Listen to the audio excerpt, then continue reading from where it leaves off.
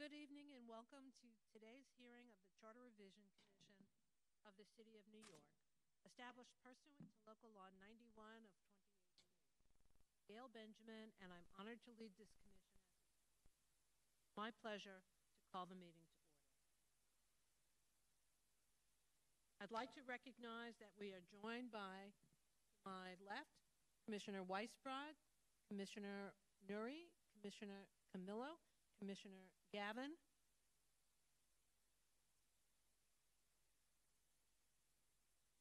myself, and my counsel, David Seitzer. To my right, Commissioner Fiella, Commissioner Cordero, Commissioner Albanese, and Commissioner Karras. With those present, we have a quorum. This is the fourth public hearing in our ongoing effort to engage the public in the generation of ideas about ways in which the city charter can help the city to work better. The commission was established by legislation adopted by the City Council and has appointments from each of the borough presidents, the public advocate, the controller, the City Council, and the mayor. We, the 15 of us, represent a cross-section of New Yorkers. We live throughout the 5 boroughs of New York City. We work in diverse fields. We are of different backgrounds, ages, and needs. But what we share is a love of our city and a desire to help shape our city's future and to meaningfully participate in changing the document that will provide the basis for that task. Given that you're here today, I know that you are already aware of the importance of the charter and how we live our everyday lives. The city provides the manner in which the city handles public money and provides goods and services to residents throughout the city.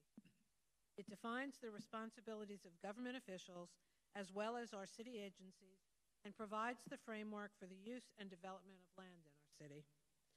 We're all here tonight to propose ideas that can strengthen the compact between citizens and their government. Ideas that can provide a transition from the city of 1989 to the city of 2050. These ideas may balance the rights and responsibilities of our agencies or our government officials, may streamline our budget, or may redefine how the city uses its land or purchases its goods and services. We welcome all of your ideas and thank you for sharing them. If you wish to testify today, please fill out a speaker's slip, they look like this, and submit it to the staff. Please make your points clearly and succinctly as we want to understand the issues that you raise. We're happy to accept any written testimony you may have, either today or over the course of the coming weeks and months. Our web address and Twitter feed is on the pamphlets, which are located throughout the room. All testimony, in whatever form you choose to submit it, will be included in the record and made available to the commissioners, to the staff, and to the public. We will also hold Twitter and telephone town halls in the coming months to provide more opportunities to hear from you. We hope to gather a robust set of proposals and will be conducting additional hearings in the spring to present the results of our research and analysis and receive further feedback. By September of 2019, we will share with you a set of proposed revisions to the charter, which will be put before all of you on the ballot of November 2019. Again, we thank you for being here and taking part in this momentous task. As our first order of business, I will entertain a motion to adopt the minutes of the Commission's September 20th public hearing, which have been previously provided to the Commissioners and are available in draft form on the Commission's website. Is there any discussion? No? All those in favor? Aye. Aye. All those opposed? Motion carries. We will now start our testimony from the public on proposals for revisions to the city charter. We will limit testimony to 3 minutes per individual, and you'll be able to see how you're doing on time on that clock, countdown clock, located to my left. We will limit the testimony to 3 minutes in order to ensure that we can hear from everybody who wishes to speak. After you testify, members of the commission may have questions for you to follow up on your ideas or your proposal. For the first panel, I'm going to call 3 people at a time, and I call Wayne Rosenfeld, Maria Esposito, and Ann McDermott.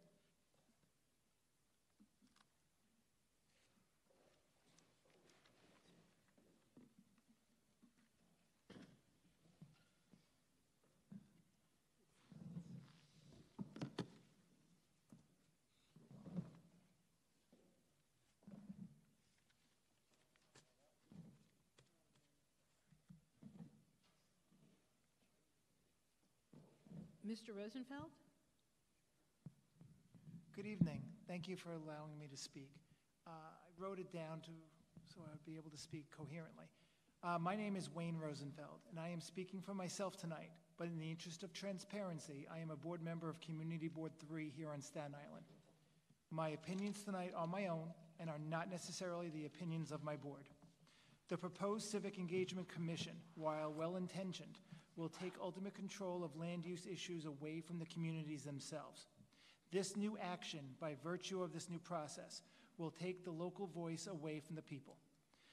Also, by term limiting land use members on the local community board, will in the end siphon off any tribal knowledge that is already there. What will eventually be left behind will be people making decisions for a community that has no stake in it. It is up to the local community board to educate its own members on the process, rules, and community needs. From this education and experience, a land use board member can then make informed decisions. For me personally, I now have nearly 6 years on a land use board and feel that I am prepared to make the appropriate decision that would be right for my community. I ask the commission to consider strongly not to take the local voice out of the community. Thank you for listening. Thank you, Mr. Rosenfeld. Are there any questions? Mr. Fiella. Thank you, Madam Chair. Mr. Rosenfeld, thank you for your service. It's my home community board, by the way. Thank you. So I appreciate your volunteering your time for the betterment of our community. With respect to the term limit issue, obviously that's out of our hands, as you know, because a commission sitting previously has placed that on the ballot, so the voters will decide in November, yes, the disposition of that. What I wanted to know going forward is, are there any elements in the existing charter language that you think we should look at with respect to enhancing and empowering community boards? Anything that in the existing charter that you feel is deficient? And since your 6 years has involved land use issues, I'd be most interested to hear as to whether or not there's any deficiency in the existing charter language that prevents the community board from exercising its advisory role to the greatest extent that it can. All right. First off, I do not have the wording in front of me of the existing charter, so I cannot speak to the exact wording. I have been looking into the proposed civic engagement component, if that's enacted. And it's from my understanding that it will basically be a commission partially derived from city appointments as well as local, and the land use personnel will not be able to have a full opinion, because if first will go around us and then come to us last minute just to give an overall opinion, it will no longer be. Right now we give more than an opinion. We give. Basically what I'm trying to say is right now we give an element of settlement, what we feel is right. Okay, eventually the way this new charter will say is that we'll just be able to give you our opinion in writing, and it will be able to say, and that's it, and we'll have no say in it. And right now we have a semi-say on certain levels. And I think that local personnel should be able to still be involved in the process. And we won't be able to be involved in the process if we're A, term limited, which I understand is out of your purview, but B, if this commission takes effect, we won't be able to have that final say, because we won't be able to pick who's going to be on it for the most part. Other people will pick who will make our decisions. And ultimately, people from outside of our community could be those stakeholders, not us. Thank you. Thank you. One quick moment. We are joined, I see, by Reverend Miller, and I would like to ask Reverend Miller if you would like to vote in the affirmative on adopting the minutes from the September 20th meeting of the Commission. Affirmative. Thank you very much. And thank you, Mr. Rosenfeld. Ms. Esposito. Good evening, everyone. Hello. Thank you for the opportunity to testify at this evening's hearing. This statement will be read on behalf of Minority Leader Steve Matteo and Borough President James Otto, and represent their joint thoughts on a good government issue that should be a part of the deliberations of this commission. 8 years ago, as part of the infamous Term Limits Charter Revision Commission, we led the local control movement. This battle cry was soon adopted by the Staten Island Advance, and we fought together to show why purely local decisions should be made by local officials and not bureaucrats in Manhattan. Unfortunately, as the experience demonstrated and history has proven, that commission was formed for the sole purpose of returning the term limits law back to what it was before the City Council and Mayor legislatively changed it. There was no interest in doing the hard work of truly reforming the city charter to improve the delivery of services in the boroughs.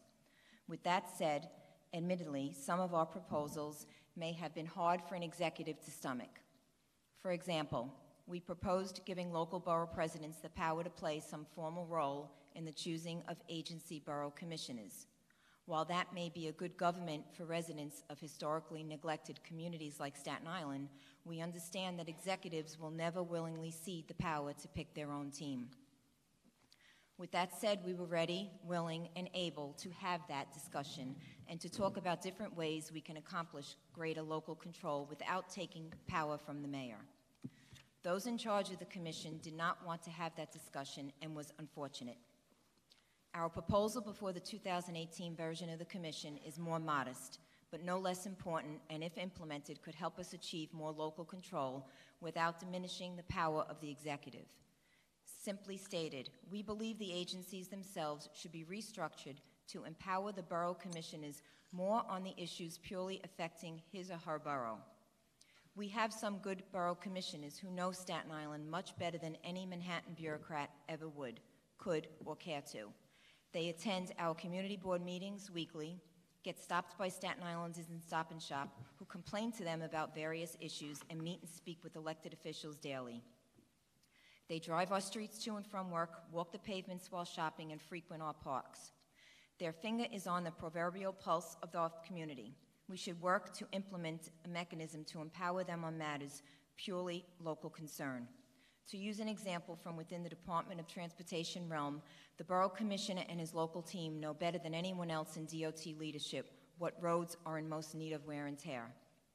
While the mayor has the right as the chief executive to set policy for the administration, local borough commissioners should have the ability to implement that policy in their boroughs based on the experiences within their communities. Agencies should be restructured in such a way that the chain of command within the agency is clear and that one individual on local level is not only responsible and accountable, but specifically empowered within the agency. We thank you for the opportunity to offer our thoughts. Do you have additional ideas there? I'm interested that... No, just okay. What was prepared. Okay. Are there any questions? Commissioner Gavin? Are there any, thank you very much for being here. Are there any functions that you think need borough commissioners that do not have them today? At this time, I'm not at the ability to answer that question. This was written on behalf of the borough president and the councilman, so I don't want to answer on their behalf. Okay. Thank you.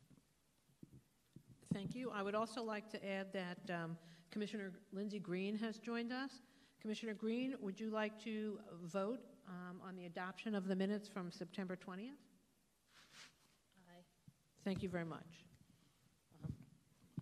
Sal, did you have a question? Yeah. Will Borough President Otto and the council member, Matteo, submit a proposal with more specifics around your... Again, I can't answer that question. I'm here to submit the testimony today in writing. I will give it to you, but I will get that information back to them and see if they can put something together in writing. I think it would be helpful, because I Absolutely. like the idea, but it would be helpful to provide some specifics, give some examples of how local input can make a real difference, given real Staten Island example specifics about transportation, and parks, and what have you. Correct, absolutely. That would be helpful. I will pass that on to them. Thank you very much. Commissioner Fiala has another comment.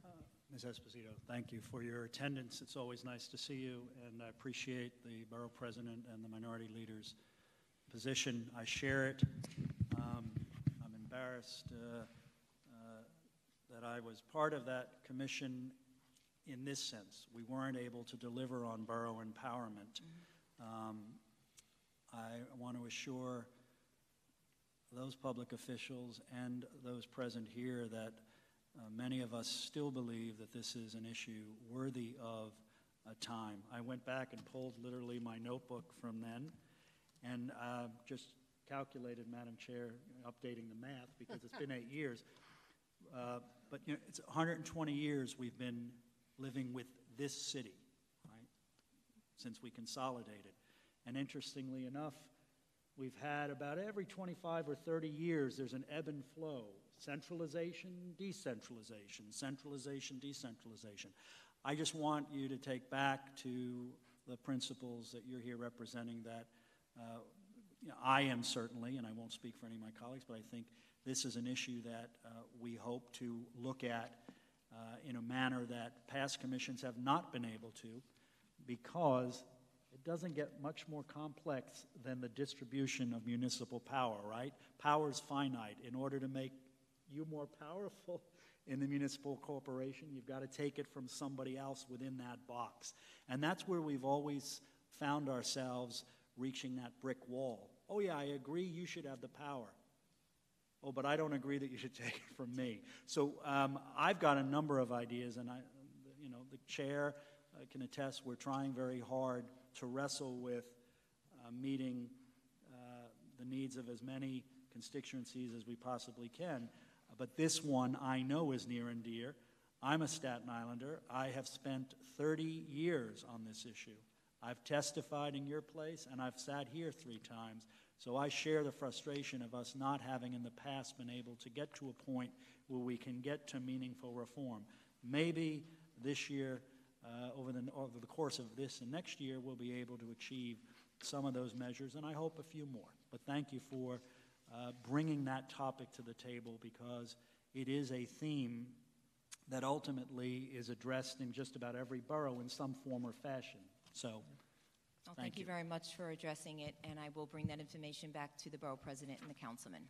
Thank you, Ms. Esposito. Ms. McDermott? Hi, everybody. Hello. My name is Ann McDermott. I was born in Park Slope. I lived in Bay Ridge, and now I reside on the Upper East Side of Manhattan. My brother lives here, which is why I'm in Staten Island. I'm 59 years old, and I've spent my whole life in New York City. I'm also a member of the New Yorkers for Human Scale City, a group representing over 100 groups across the city working towards a more livable city. And I'm here to talk about campaign finance reform, which I believe is at crisis level in our city and is really destroying the fabric of our city.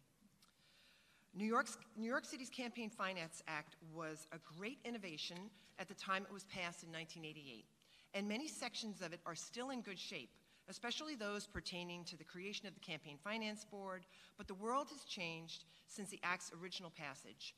Many loopholes have since been discovered. New fundraising tactics have surfaced, but other cities have found better systems, such as Seattle's democracy vouchers.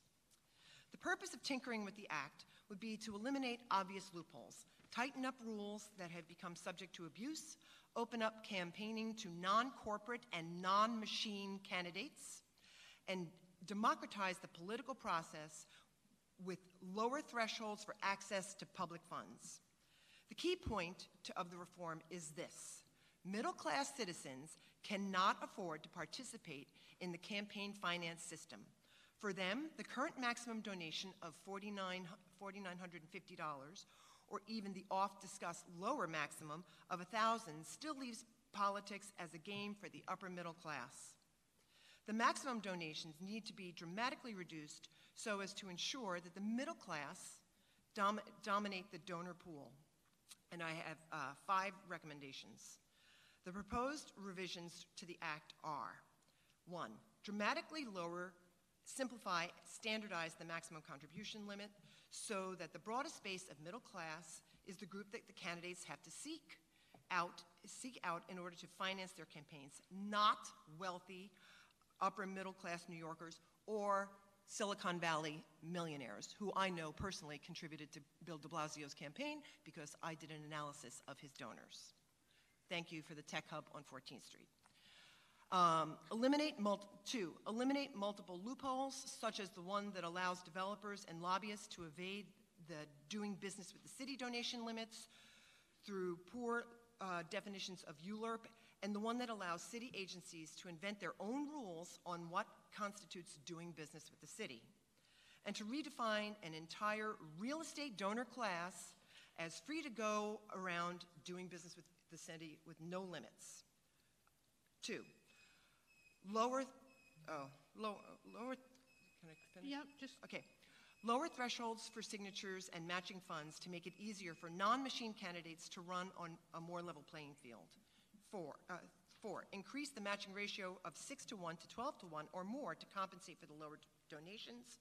5, set upper limits of spending to reduce the real and perceived waste of resources during campaigns. While these fixes would greatly improve our city's Campaign Finance Act, there are more satisfying improvements to be made through 100% public financing, such as the Democracy Vouchers program in Seattle. And since the Seattle program is still in beta testing, a prudent approach is implement the changes suggested above. They are a good second alternative and have the advantage of being easily implemented through city council legislation. They would not actually require charter reform. Thank you very much, Ms. McDermott. May I ask you a question? Sure. Are you suggesting that, right now, as you know, campaign finance is voluntary. You can opt in or not as you choose when you're, are you suggesting that it should be mandatory to be part of campaign financing, or just that for those who opt in, there should be a different set of matching rules and a different set of campaign finance? Well, right now, it just needs to be blown up and changed because the real estate industry basically controls this town. And you cannot walk down a street in Manhattan without seeing an orange and yellow thing that you have to walk around, because they basically are tearing down, they're tearing down Midtown, they're tearing down downtown, and Staten Island too. They're all over the place. And I'm not against development, I'm not against the real estate industry per se, but I am seeing the city that I've been born and raised in basically leveled and recreated as glass towers. It's turning into Dubai on the Hudson. Right, but in terms of whether the system, the campaign finance system, should still continue to be an opt-in, It has to be. are you saying you think it should not, that the person who is running should not have a choice about whether to opt in or out of the system? I think it should be a level playing field, and everybody should do it the same way. That you shouldn't be able to have your friends come and give you money like in the UK. In the UK, everybody gets 6 weeks to campaign, they get a certain amount of money, and that's what they get to spend. I think the fact that whoever wants to can just continue giving to candidates, and it's not equitably distributed, is not the way to go.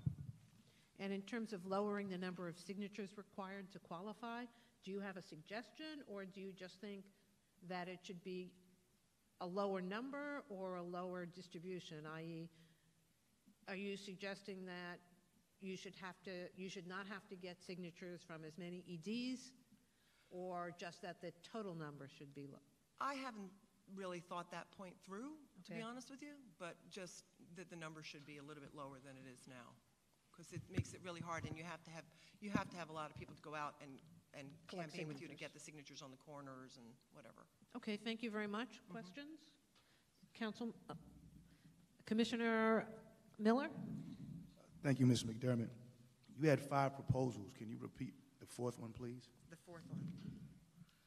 Increase the matching ratio of 6-to-1 to 12-to-1 or more to compensate for the lower maximum donations. In other words, the maximum donation goes from $49.50 to $1,000, so that'll be lower. So in other words, the total amount of money that people would be getting would be less. so increase that the city matched funding. Right, you are aware that under the proposal that's currently before you for November, that match would be increased from 6 to 1 to 8 to 1.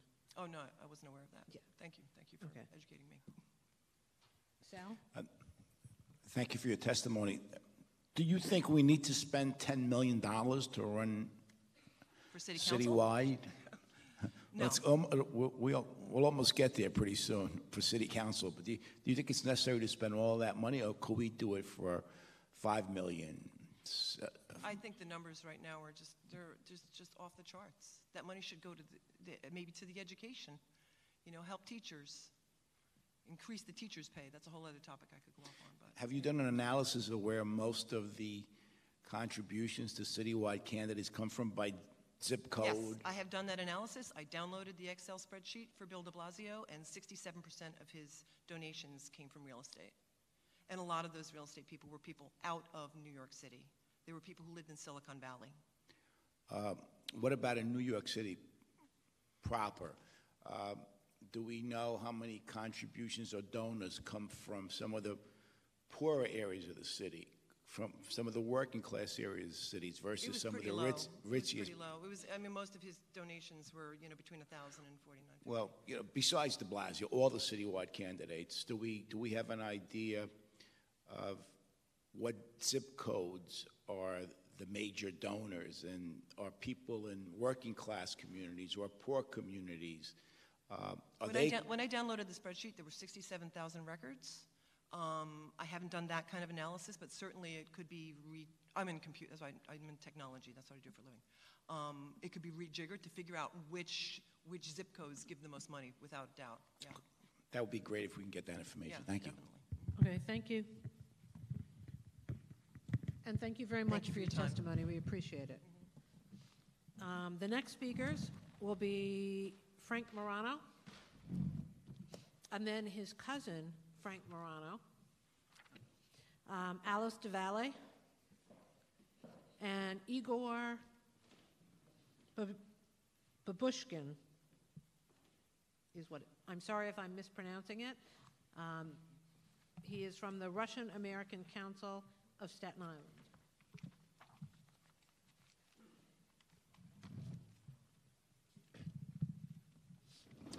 Good evening, Commissioners. I appreciate the opportunity to come before you tonight. I'm actually not here along with my cousin, even though the chairman of Community Board 3 is also named Frank Morano. Although he's no relation, he has been a stalwart advocate of some of the issues that I'm going to be talking about today. I'm actually here in two capacities, first representing Councilmember Joe Borelli, who can't be here today, and then I have a couple of thoughts just as a private citizen. In terms of representing Councilman Borelli's remarks, we agree with everything that Maria Esposito said, remarking on behalf of Borough President Otto and Councilman Matteo with respect to enhanced local control, greater decentralization, and allowing borough presidents to have a role in borough commissioners. The councilman wanted to focus on two primary issues, including decentralization and one other, but the two most important things that he asked me to stress today were that among his proudest moments in public life is beginning as an intern in former City Councilman Steve Fiala's office. And he wanted to give special recognition as well to Sal Albanese, one of his constituents, and he hopes even if you ignore all his recommendations, you'll at least consider voting for him for re-election. That being said, in addition to the role of the borough commissioners, I think the aspect of local control, because everything you say, Commissioner Fiala, is of course correct, that control is finite. If you take it away from someone, you have to give it to someone else. But I think when we talk about local control, we're not talking about giving 5 borough presidents or 51 members of the city council the ability to make policy. We simply want to allow Staten Islanders greater administrative control over policies that are already being implemented. And there are a number of aspects beyond the borough commissioners that can be done to do that. The 311 system, for instance, could easily be decentralized to a greater extent. There are a number of complaints that when people call 311, their operators are not familiar with local issues. Ideally, a 311 call should go to within the borough that the complaint's being made. The councilman can tell you, and I've been with him when this has occurred, about we'll meet an angry constituent who's upset that we haven't addressed their repeated calls for a pothole or a stop sign or their street to be paved or any number of other issues, only to find they never called Joe Borelli's office. They called 311. There are some issues that are better handled by the council member's office, which is why perhaps you may also consider having those calls be, or at least a summary of those calls, be shared with the local council member as well. Also, there's been a lot of focus on your commission and the mayor's commission, on the role of community boards. Currently, as you know, the borough president gets to appoint all of the members of the community board, half of which are recommended by the local council member. We would suggest that rather than the council member's role be advisory, it should be binding. Allow the local council members who know their communities best to have a binding appointment to the community board, not simply just an advisory appointment to the community board. I've spelled out a number of other proposals in our written testimony, and I'm happy to answer questions on any of them, but beyond decentralization, the one aspect that the council member wanted to stress was the role of the matching funds system in New York. Currently 6-1. If New Yorkers vote to make it more generous, it'll be 8-1. Having served in both the state assembly and the city council, Councilman Borelli's in a unique position to see some of his colleagues in both legislative bodies having been arrested. In the assembly, there is no matching funds. In the city council, there are. It has done nothing to reduce corruption. The only thing it has done is to be a boon industry to election attorneys, political operatives, and campaign consultants. At the end of the day, if dishonest people are going to seek to exploit the system for their own personal gain, they're going to do it whether there's matching funds or not. So we would urge the commission to hold a hearing to explore alternatives to the 6-1 or 8-1 matching funds program. Thank you. Thank you very much. Now, would you like to speak on your own behalf? Sure. Yes, Commissioner. Well, if it's okay. Oh, do you want to wait till he's finished speaking on his own behalf, or do you want to ask your question now? I just as soon ask my question now since Okay. he raised it. Yes.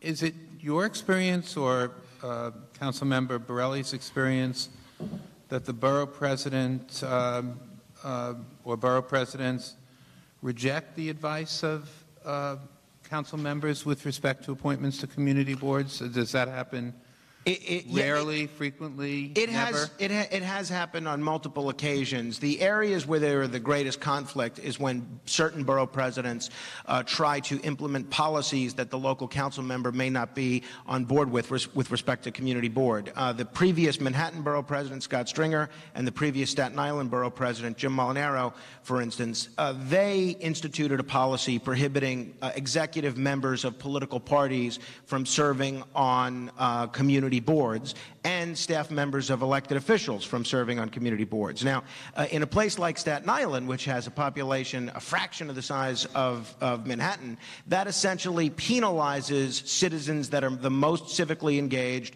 know the most about the local communities, and the local council members were powerless to do anything about it. So even though the local council members were recommending folks that were on the executive committee of political parties, the former borough president would not appoint them. So it has happened. I don't know the precise number of times that it has occurred, but it has occurred, yes. Thank you. Okay, now, Mr. Morano, on your own behalf. I wanted to speak briefly about the need for nonpartisan elections and my hope as to why you should put it on the ballot next year and what form it should go on the ballot in. In New York City, currently, there are 51 members of the City Council. In 47 of those districts, I can tell you with certitude what political party the council member will be 4 years, 5 years, 20 years, 30 years from now. There is a one-party district in about 46 districts that is Democrat, and there's a one-party district in one, maybe two districts that is Republican. In those districts, that makes the totality of what's an important election the primary election. That means if you're not a Democrat in 46 districts, or if you're not a Republican in 1 or 2 districts, you have no meaningful say at all in who the council member is. It's an absolute ludicrous system, and when I've raised it before, the response that I get from people is a shrug and say, well, you should be a Democrat if you live in a Democratic area, or you should be a Republican if you live in a Republican area.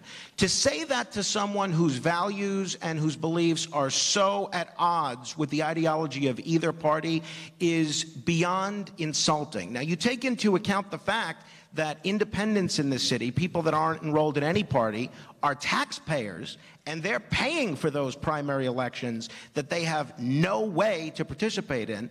It makes absolutely no sense. So I would encourage the commission to look at nonpartisan elections for everything, because we already have nonpartisan elections. We have a lot of good council members, including Joe Borelli, Eric Ulrich, formerly Christine Quinn, Councilman Matteo Eugene, a lot of good council members that were elected in nonpartisan elections. Those council members are just as qualified as everyone else. And I don't really understand the opposition to them. I don't really think it's a realistic fear that in a district that always elects Democrats or always elects Republicans, somehow a Republican is going to sneak in and fool everyone into voting for them.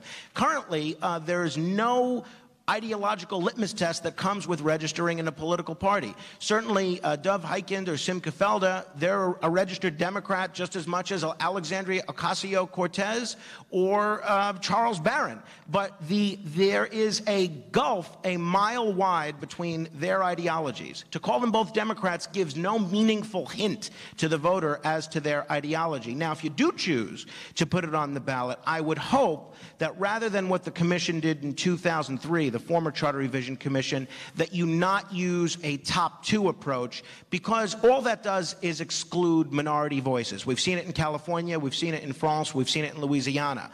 I would encourage you instead, if you do explore nonpartisan elections, to utilize something like instant runoff voting or single transferable vote, where voters would rank their choices and get to vote on everybody. Thank you. Thank you, Mr. Morano. Are there any questions of Mr. Honor? Mr. Fiala, and then Mr. Albanese. So, Mr. Morano, let's, first, I have 2 questions. First is, in your capacity here, representing Councilman Borelli, I threw out 120 years ago, we became the city, right? We consolidated. As soon as we consolidated, aldermen from Brooklyn were furious that Manhattan seemed to be running anything. And the aldermen from Brooklyn said the outer boroughs aren't getting the service deliveries they deserve. So 1898, we become the city of New York. In 1901, the state legislature already amends the charter because early on, we weren't getting services in the outer boroughs.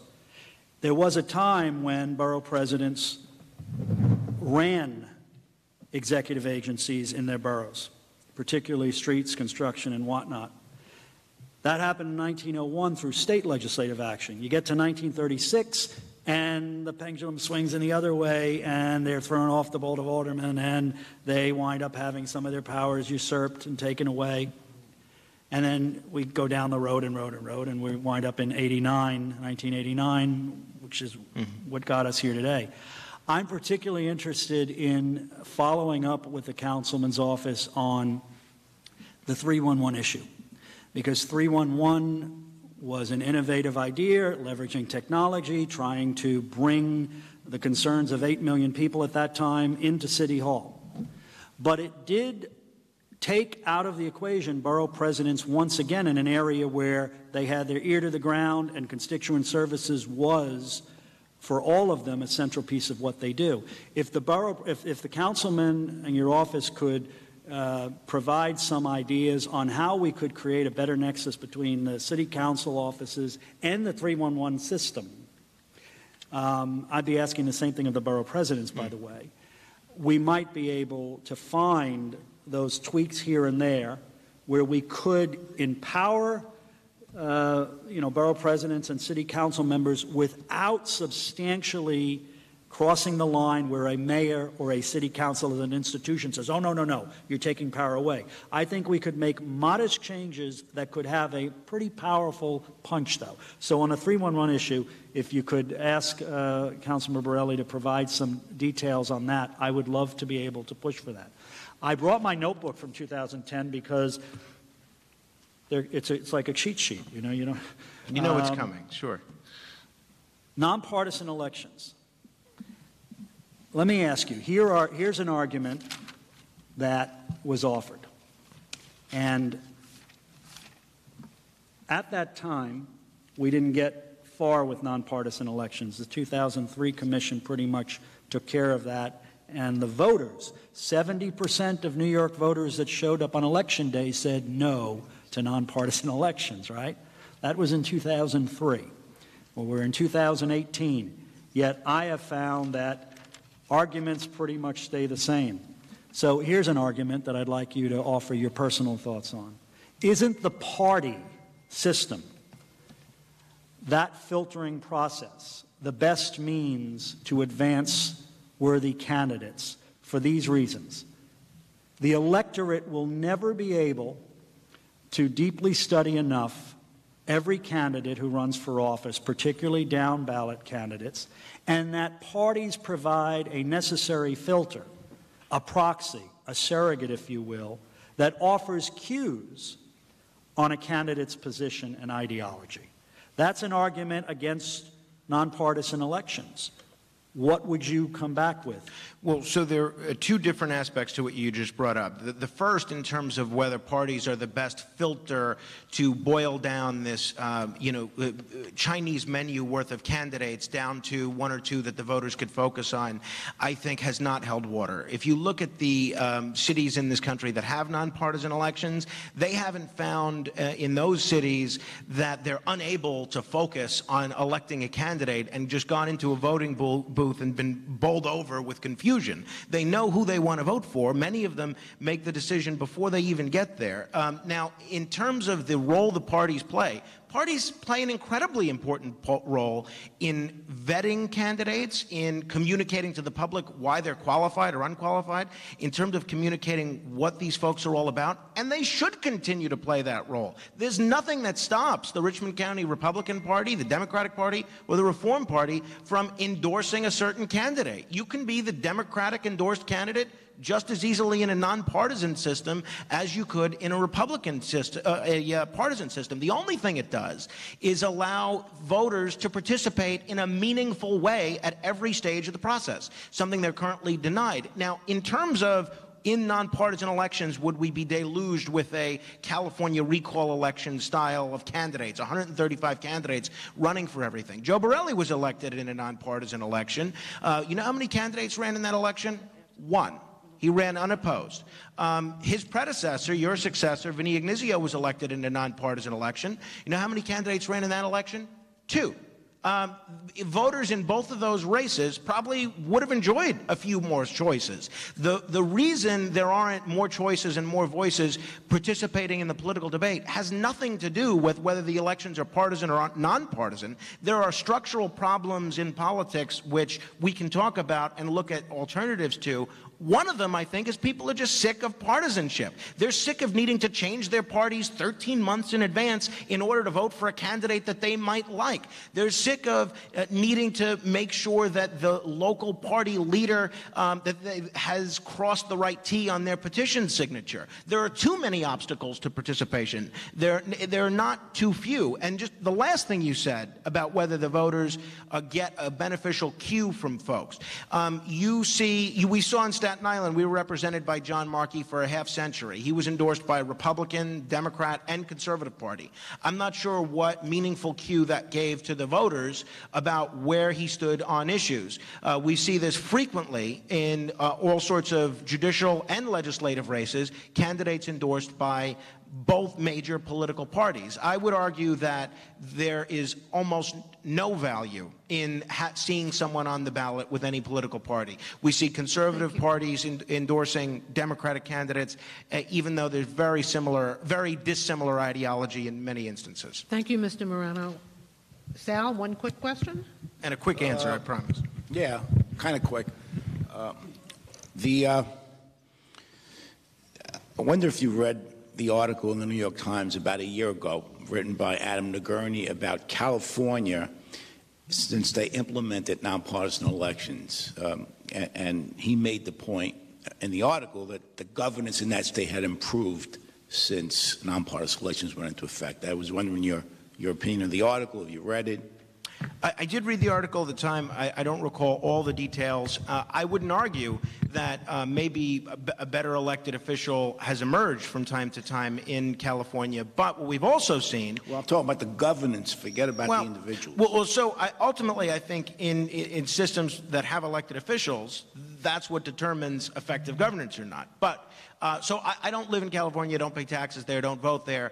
But I can look at numbers, and what we have seen in California is voter participation decline since they implemented this top two approach. And if you think about it, it makes sense. If I'm a Republican that lives in a Democratic district, why would I care if it's a Democrat running against a Democrat in a congressional race or, as is the case in California this year for U.S. Senate, a U.S. Senate race? I mean, why would you have any incentive to even show up? Forgetting about the fact that if you live in a competitive district and you're a member of a minority party like the Green Party or the Libertarian Party, you really don't care which one of these guys gets elected. In the governor's race in California, we saw both candidates trying to game the system. One of the Democratic challengers actually getting a shadow group to run ads for a Republican just so that Republican would make the runoff. I mean, it makes no sense. Why not let everybody vote for everybody? Well, just a final point. I know we're pressed for time. One of the things that has come out of nonpartisan elections is that it forces candidates, whether they be Democrats or Republicans, not to focus on the extreme left or the extreme right of their party, ideology-wise. It forces them to talk to the mainstream, the constituents that the average voter in those states, rather than narrow block of voters, which makes it a little bit more reasonable in terms of governance if you're governing in that way. One of the problems that we see in the country now is that we have extreme partisanship on both sides of the aisle. And California, according to Nagurney's article, that has been reduced dramatically, where Republicans and Democrats have to appeal to a broad base of voters. Well, we have seen in New York City, in races that have been partisan and nonpartisan, we haven't necessarily seen that enough for my taste. So here in Staten Island, for instance, I believe Councilmember Rose is here. She ran in a nonpartisan election in the winter of 2009, lost that election, and then ran in a partisan election in the fall of 2009, that same year. The leading candidates in both of those races, Ken Mitchell and Debbie Rose, they treated almost both races as if they were a Democratic primary, because in essence they were. In a Democratic district, it's the Democrat that's going to win, and they're going to appeal to Democratic voters. So I would certainly welcome what has happened in California as a positive step, because people could actually participate in elections that they're paying for. But I think instant runoff voting or single ranked choice voting, whatever you want to call it, is a far better alternative than top two. Okay. So you would like to see it both nonpartisan and ranked? Yes, please. Thank you very much. Alice DeValle? Yes.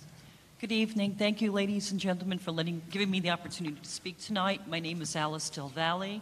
Born and raised New Yorker, born in Brooklyn, New York. Have been a resident of Staten Island here for about 6 years now.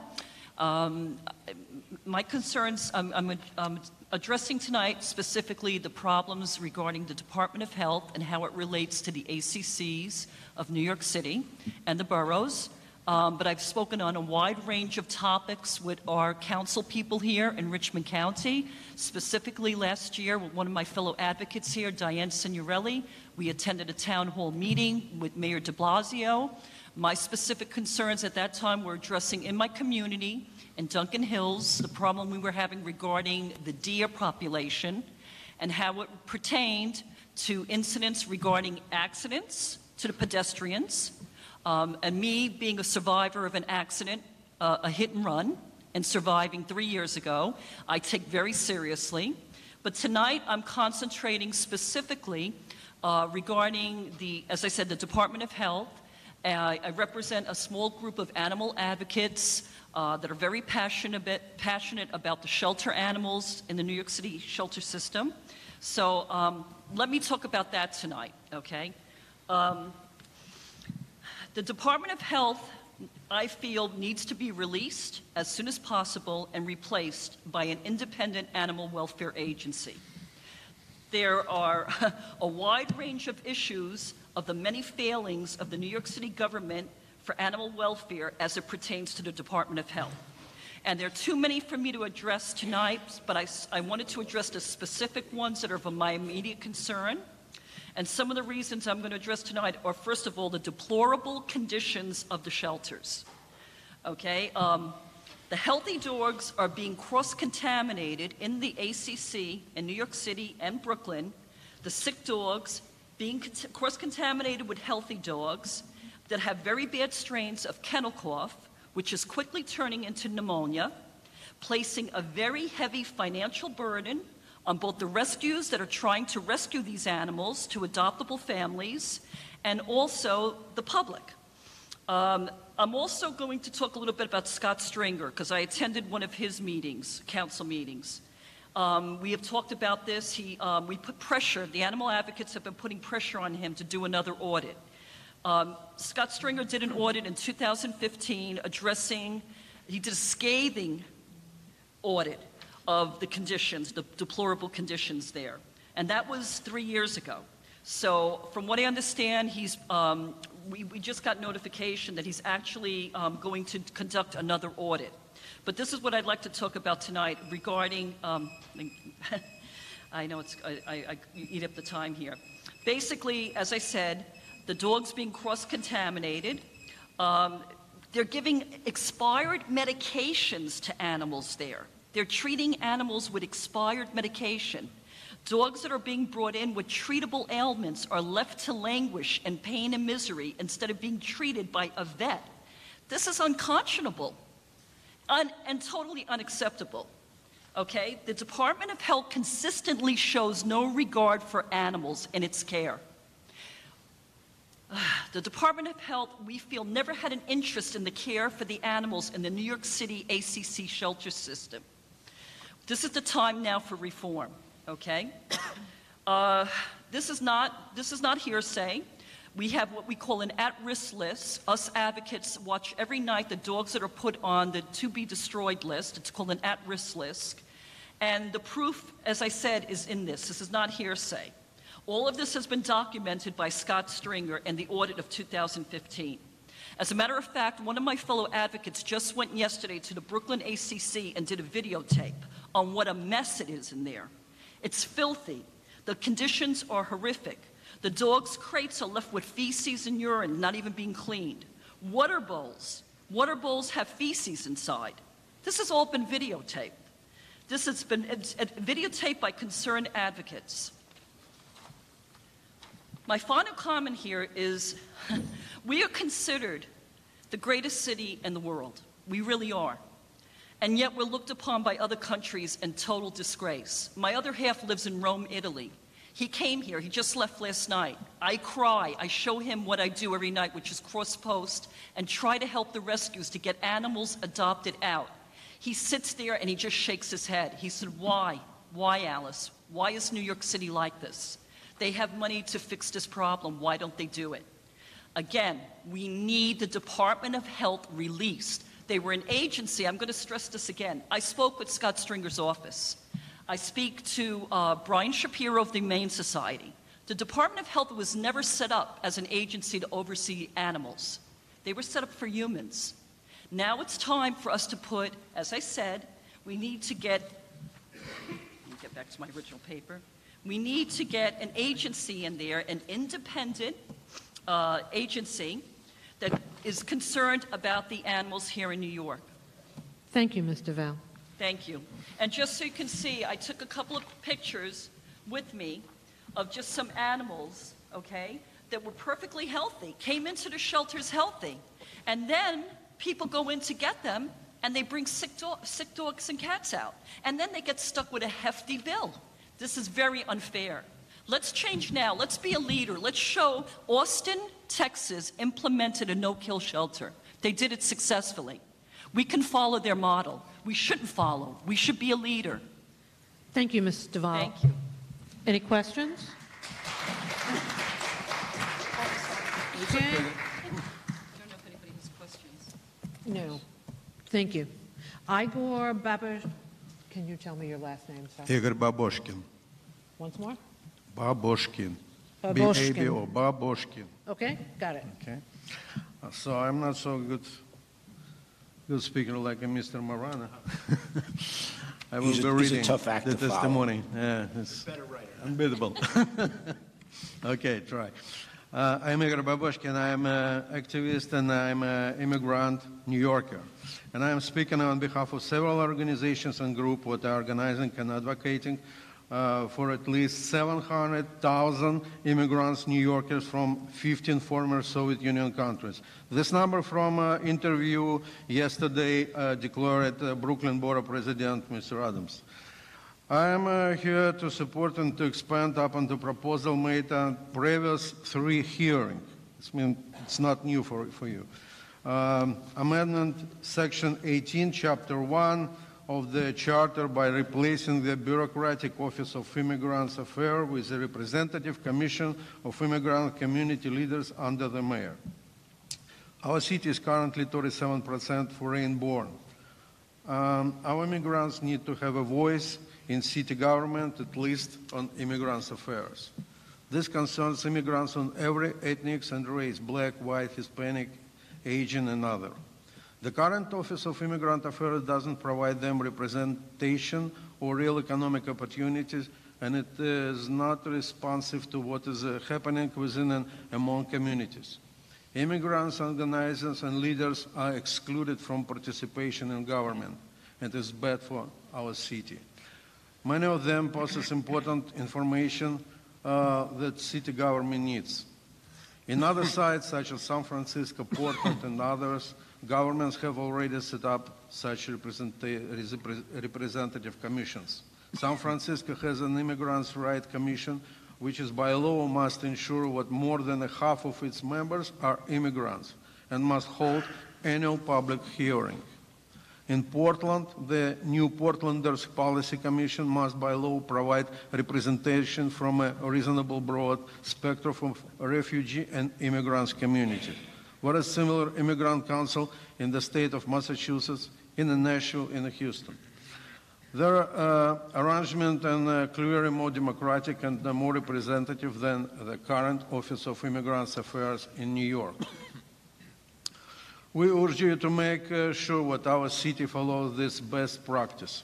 Members of such commission should be appointed from and among the candidates submitted by the immigrant-led non-for-profit organizations. Its composition should be approximately proportional to the size of major immigrant communities in the city, but no less than one for any community of 20,000 people or more as determined by the U.S. Census.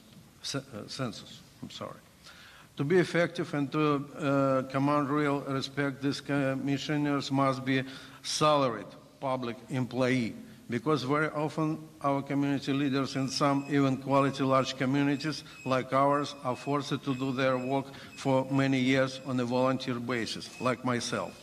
Our organization organized in the year 2003, we never get anyone grant. As a result, some communities end with nothing to pay their organizers and other case staff, while other much smaller communities are getting hundreds of thousands of dollars from city and private funds. The decision that we propose will respectfully this glaring inequality. And they should have local offices in every borough governed by their own immigrant leadership councils. Thank you for your attention. It is an honor to me and our organizations to be part of this important, remarkably open and democratic discussion. Thank you very much, Mr. Bobosh-Green. I've gotten it wrong again. Okay, forget about it. Any questions? No questions. Thank you very much, all Thank three you. of you. And now we are joined by the councilwoman from the North Shore, Councilwoman Debbie Rose. Please come up. Diane Signorelli and David Eisenbach. Are they here?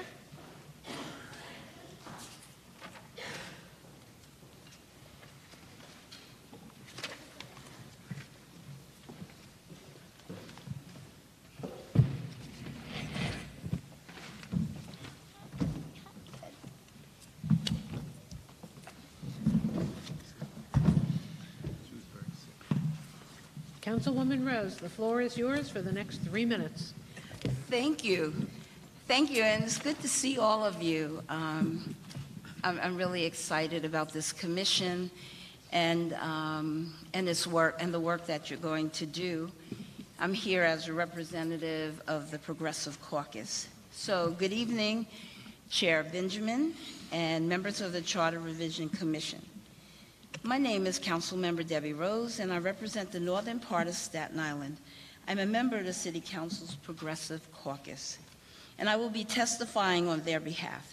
In this testimony, I will be focused on the city's land use, powers, and process, specifically on why the city needs a comprehensive plan with a real fair share analysis, an independent city planning commission, and a better, more transparent and accountable way to engage communities.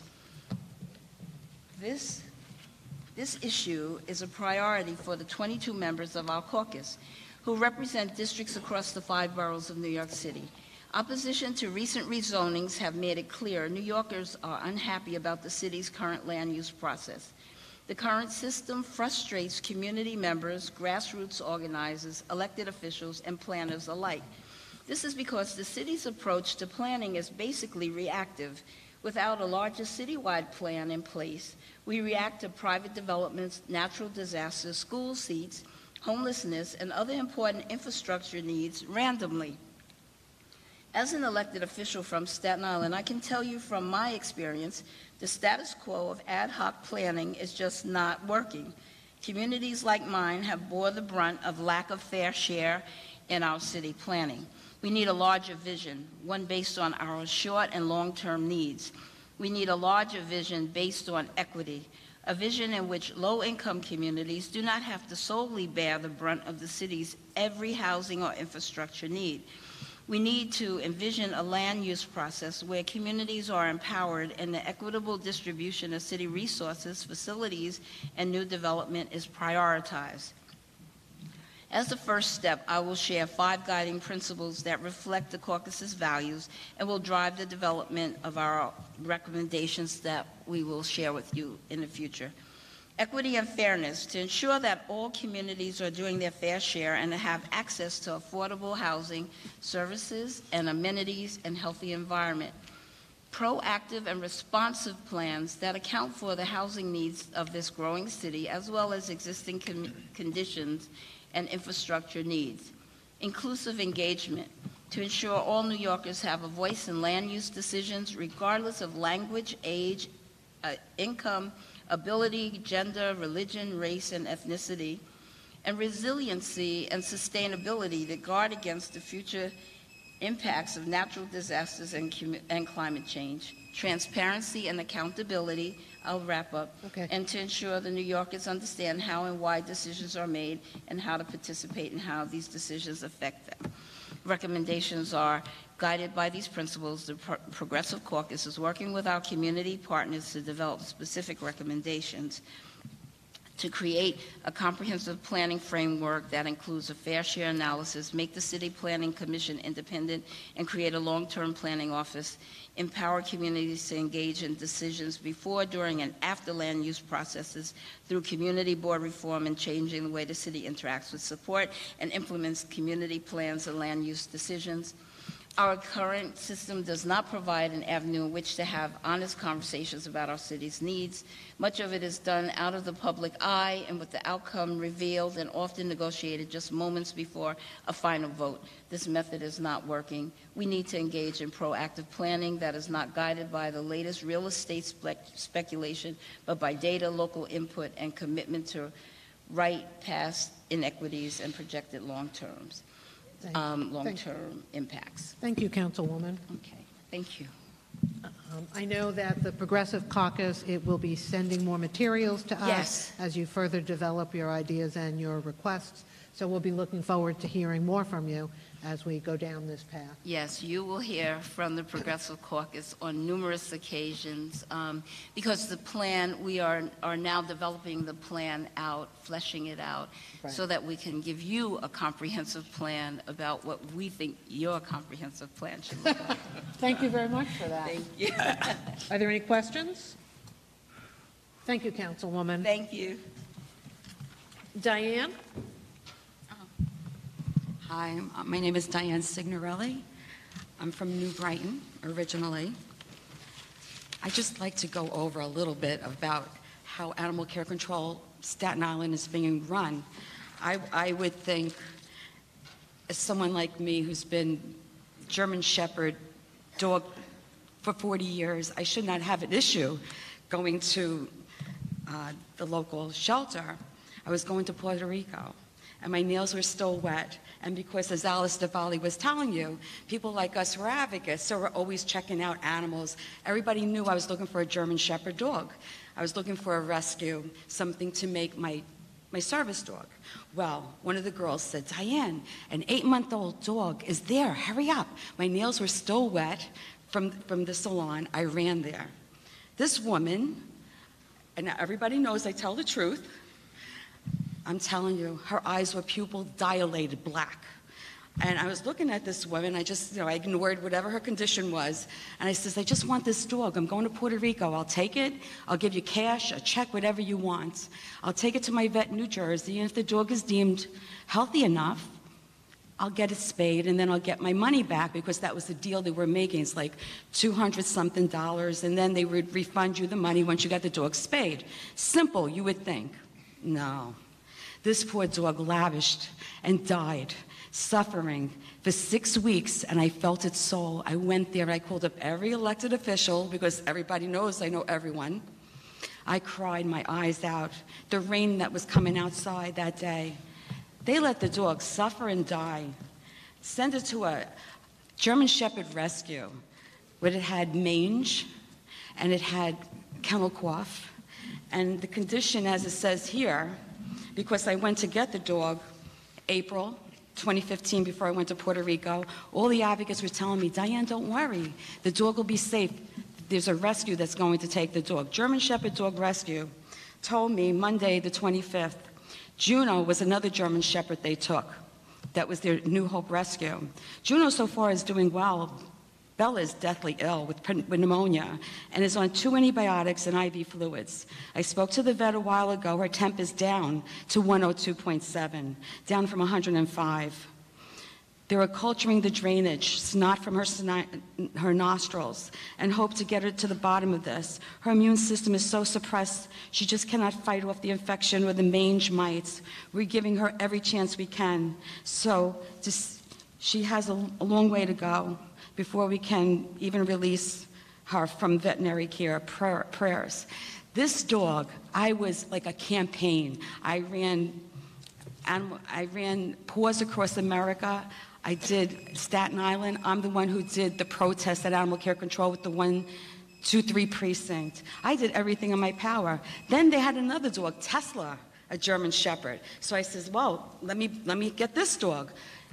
Department of Health put a hold on the dog and sent it back to the rescue that they sent the sick dog to that I wanted to save. There's no reason why animals should have to suffer like this.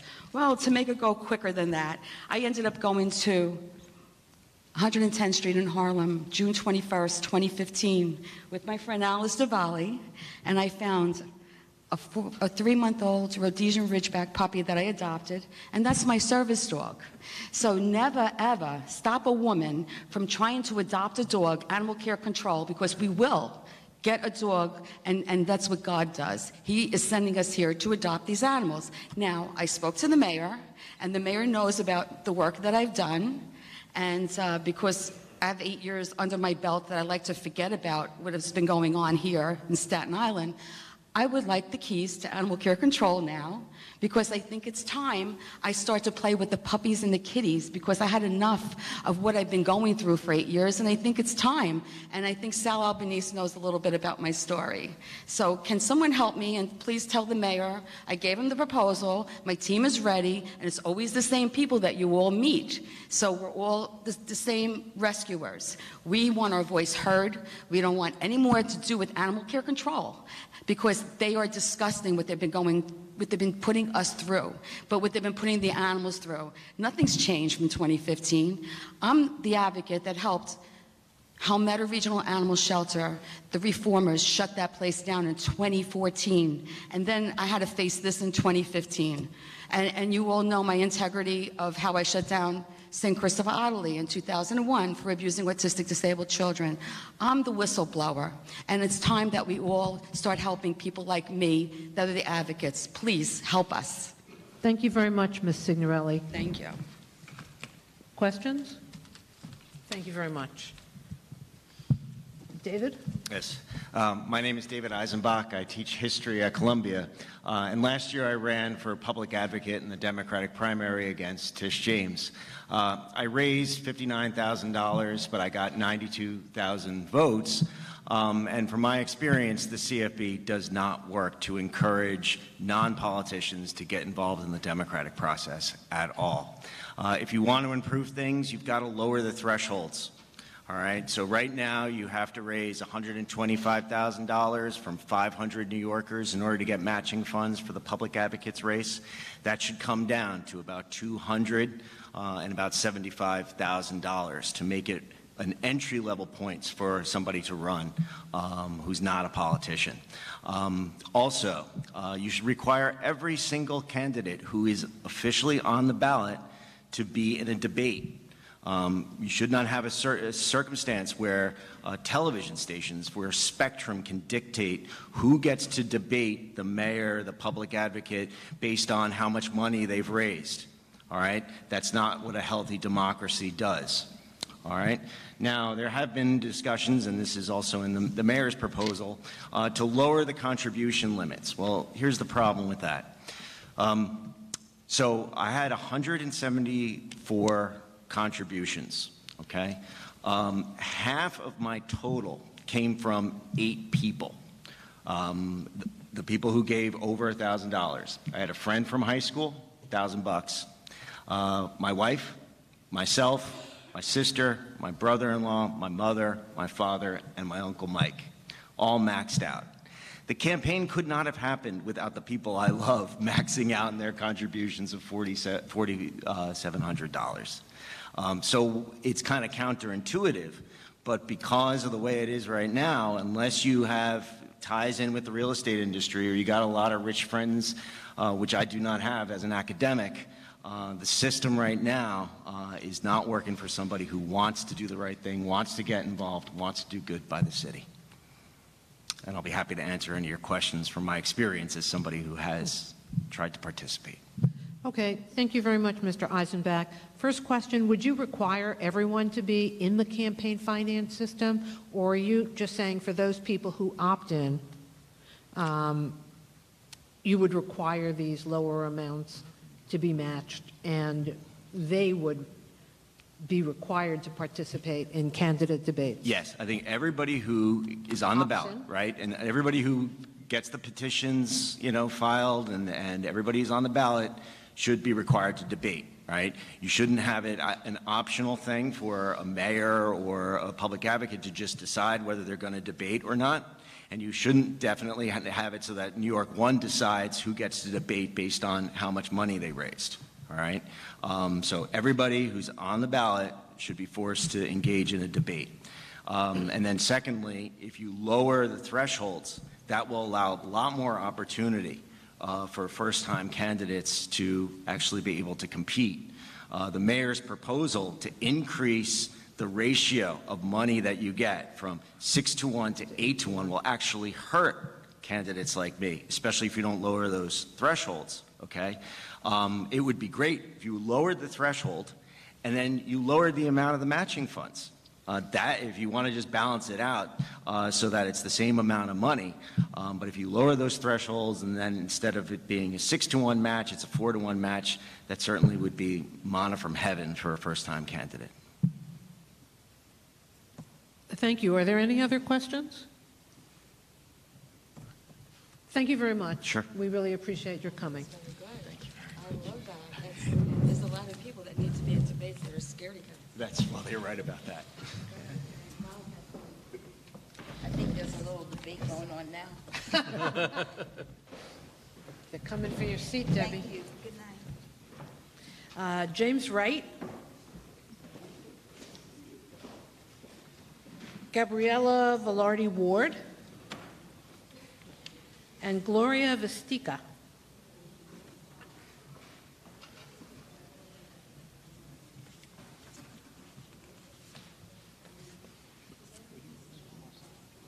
Okay.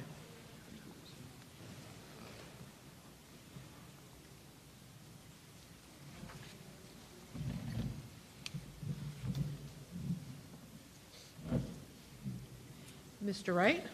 Yes.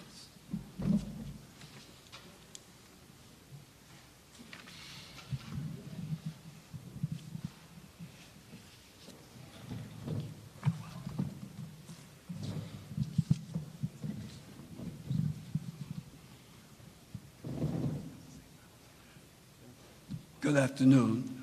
I'm a member of DC 37, and I'm part of the political activist committee of that union. I'm here to advocate for the elected Civilian Review Board because the Civilian Complaint Review Board does not represent the community. Its members are appointed by those in power, the mayor, the police, the commissioner, and the city council. There is no community representation on this board or accountability to the people in the community. This is why we need an elected Civilian Review Board made up of community people, everyday working people from the neighborhood, parents, students, seniors, LGBT, and the people of color especially. The people on the board would be elected civilians from the community and accountable to the community. In brief, this is what we that are involved in this endeavor feel. If there are any questions, I'll take them. Are there any questions of Mr. Wright? Thank you, Mr. Wright. We have heard about this in each of the boroughs we've been to. We appreciate your testimony. Thank you. Ms. Velarde Ward? Yes.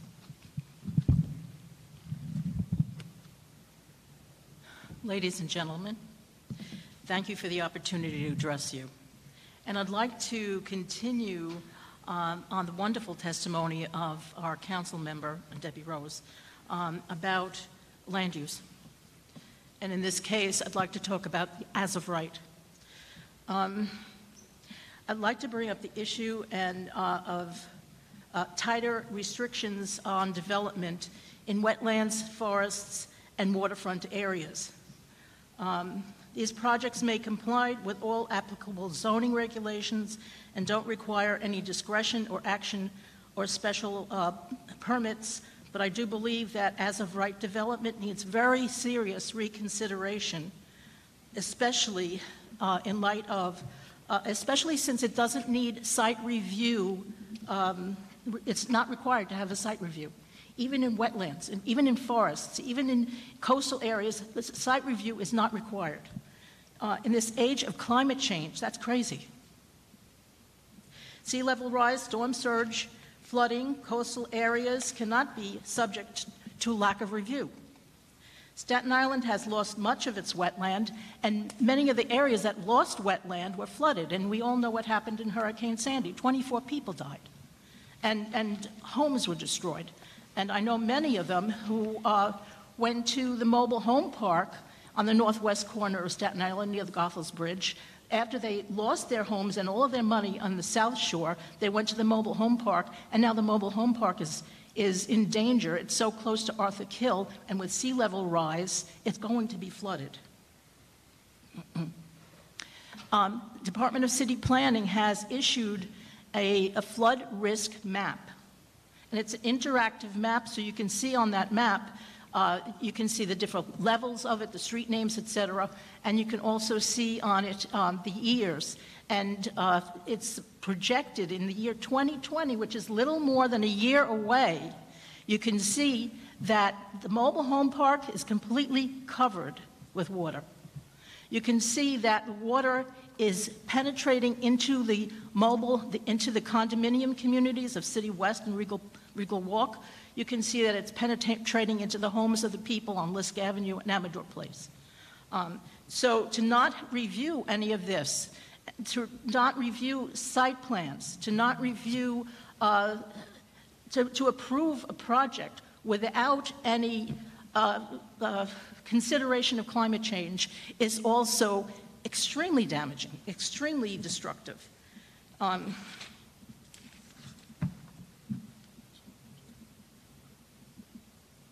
The whole island is vulnerable, but especially the North Shore. The North Shore, and the Northwest Shore.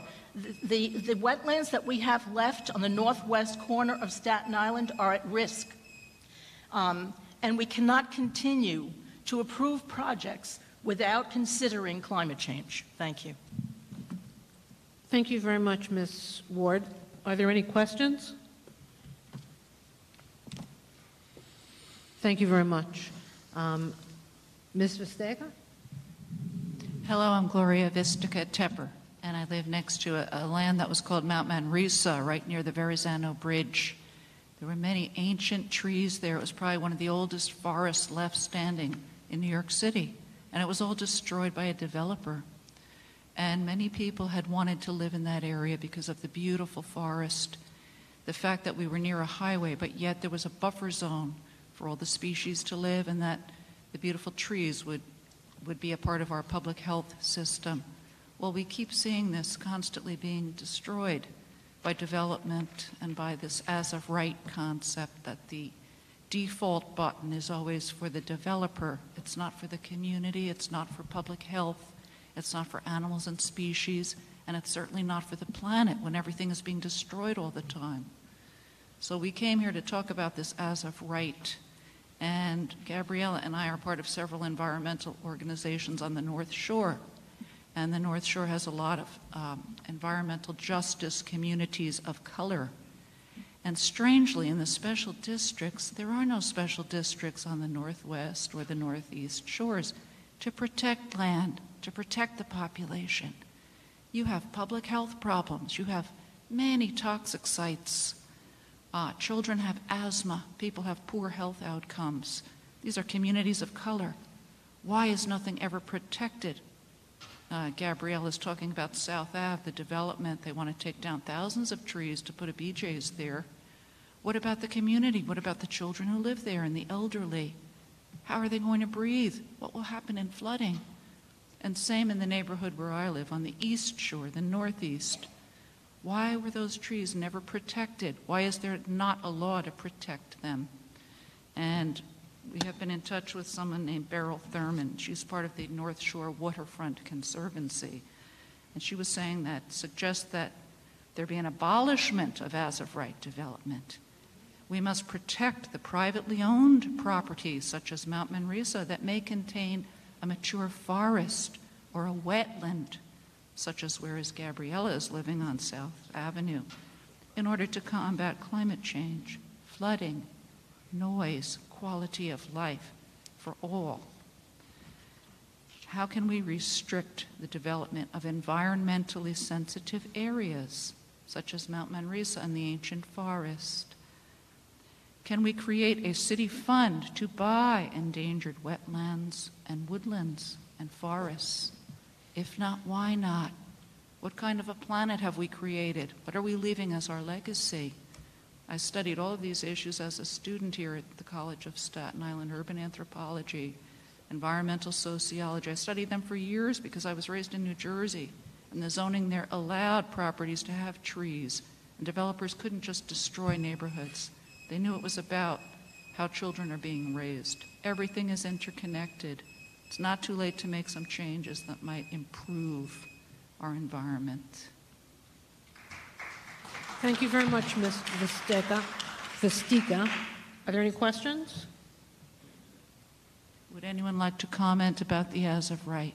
Is it something that you're all discussing and it's part of this charter review? It is certainly something that we've heard in each of the boroughs we've been to. It's been part of the land use discussion that we're having, but we are in the information gathering, research, and analysis phase, not in the we've reached conclusions or decisions. I'm happy to hear that. At least you're asking questions about these very urgent issues which affect all New Yorkers. We are. Thank you very much. We take this seriously. Thank you very much. The next speakers are Roy Fishman, Mary Bourne, and Ivan Garcia.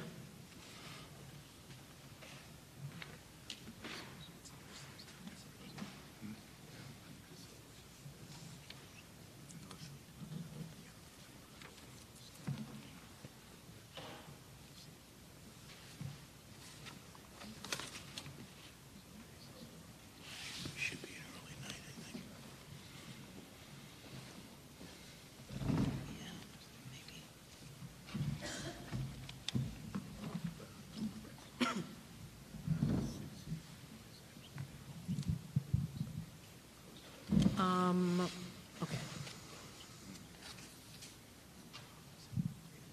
No. Mr. Who am I missing? Mary Bourne, Roy Fishman. Roy Fishman. Okay, then Janine Materna. Is she here? Okay.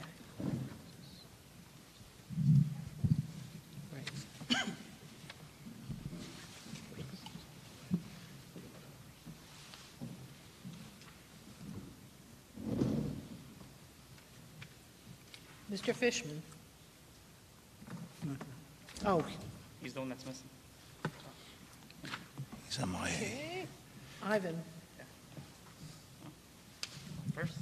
Yes. All right. Good evening. Thank you. My name is Ivan Garcia. I currently work for Make the Road New York, and the project that I'm currently working on is the North Shore rezoning. And there are some concerns that I heard from community members. We recently had a town hall along with Deacon Bourne here. We're part of a coalition called the Housing Dignity Coalition. And in that town hall, there were concerns about why the city is targeting manufacturing zones for for housing. And then they wanted to know why the draft scope came out in 2016, but then again, there hasn't been anything that has happened, and now they're hearing that certification is happening soon. So they're asking why there's no clear pre-ULURP timeline. We know what happens once certification happens. Everybody knows that it's going to go to the community board and to the borough president and so on, but they don't know what happens before that. Which leads me to the next point. They also said that there was no real community outreach by the city between that time. So they came out with the draft scope in 2016, and now they're hearing about a certification happening this year. So it's been 2 years, and they said that the city really hasn't done much to come out to them, which leaves the burden on coalitions like ours to talk to the community about what's happening with the rezoning. And then the last one would be to reopen mandatory inclusionary housing. to capture more and require all developments to have affordable housing, because currently it doesn't serve the neediest New Yorkers. That's all. Okay. Thank you, Mr. Garcia. Are there any questions? Thank you. Thank you. Ms. Bourne? Yes. Good evening, everyone. Along with Ivan, I am a member of the Housing Dignity Coalition. I am a deacon at my church, and the coalition is comprised of faith-based members. We have pastors, we have deacons, and what we did was meet with a lot of our memberships. We met with people in the community and discussing the proposed rezoning on Bay Street. We received a lot of concerns from the membership and from the community that the system that has been set up to do this rezoning is not inclusive, and it does not really include the entire community. As Mr. Garcia mentioned, there's not enough outreach. I'm concerned that these rezonings will increase displacement. When we met with some of the families, they expressed a fear of being displaced, and also some expressed the fact that the rents are getting so high. One family said that we've combined our family group and there's 1 to 2 generations living in the household because of the fact that they can't afford to, as the rents are going up. But with the rezoning that's going on now, and there's no plan for really deep affordability for the new proposed buildings that are going up. So what we're concerned is that why is there no plan for a deeper affordability? That's one of the plans. Another question that they asked were, what kind of protections are going to be in place for tenants that are being harassed, tenants that are getting rent increases for just no reasons because of the fact that landlords are really trying to jump in on this bandwagon. If they're going to, we already have Irby, and they're charging $3,000 for a 2-bedroom apartment and $1,900 for a 1-bedroom. So landlords are looking at this as a way to say, listen, we can get in on this. If the man across the street is charging $3,000 for 2 bedrooms, why can't I? So we need protection in place. We need a better system to be more inclusive. And most importantly, we feel that public land should not be given to private developers for a for-profit use. We need public land, the decisions on what happens with public land to be in the community hands. Thank you. Thank you very much, Ms. Bourne. Are there questions? I have one. Sal? I'm sorry. Oh, thank you for your testimony. You've hit on one of the most important issues facing the city. How do we make the city affordable for all New Yorkers? And it's not getting better. Do you have any specific proposals that you can submit to us that would mitigate some of these issues? Yes, we do. And if we can send them to you, we've discussed it at these meetings, some of the proposal, the type of deeper affordability and the type of protections that should be available and that can be made available to the community, and the way to communicate to the community that all of these things are available, especially with this faith-based organization. We can do it through the churches, which you really reach out to a majority of the community. Oh, please get them to us. Okay, thank you. Thank you. Thank you, Ms. Bourne. Ms. Materna. Yes, hello, my name is Jeannie Materna. I'm an attorney pending bar admission, as well as the president of the Pleasant Plains, Princess Bay, Richmond Valley Civic Association, one of the largest on the South Shore of Staten Island. I'd like to thank the Charter Revision Commission for the opportunity to offer my thoughts about city government. A special hello to County Clerk Fiala and Mr. Albanese, who I have the utmost respect for. I'm very happy to see that you're on this commission. Two issues that I would like to address this evening are, one, the need to give more local authority and control to borough officials, to make decisions that affect individual boroughs, and two, the selection and appointment of community board members. As many of you know, Staten Island is a very different place. We are very much a small town within the greatest city in the world. However, with that small town feeling also comes a set of challenges that are quite different from the rest of the city. Many times decisions are made for us that just don't make sense for us here in Staten Island. So my request is that more decisions regarding our borough be made by our local elected officials who know our day-to-day challenges and not by the decision makers in Manhattan who may mean well but may not necessarily know the challenges we face here in Staten Island. My sentiment on this issue is very similar to what Councilman Borelli's representative indicated earlier on his testimony. On local issues, for example, when to close schools because of inclement weather, where to put speed bumps, or when streets should be paved, our Staten Island elected officials know better and should be able to make those decisions and not those in Manhattan who are unfamiliar with the challenges that we face. The second issue I'd like to also address is the selection, appointment, and term limits of the community board. As an active member of my community, I do believe that the current appointment and selection process is flawed. I believe that the charter should be amended to standardize the application process, including requiring a uniform application, timeline, as well as interviews for all applicants. More importantly, I believe that the selection of the community board members should be made by an independent screening panel and not solely based on the recommendations of the borough president and council person. Furthermore, I do believe that term limits should be imposed on our community board members. Don't get me wrong, I have the utmost respect for our community board members here in Staten Island. Members of the community dedicate an enormous amount of time, sacrifice, hard work, and dedication to make our community a better place. However, there does come a point where there is a need for fresh ideas. So with that said, I do believe that term limits should be imposed for our community board members as a method to increase diversity here in Staten Island. I thank you very much for this opportunity. Thank you very much. Questions? I actually have one for you. Are you suggesting that a particular term, one term, two terms, what is your idea of what? Community board?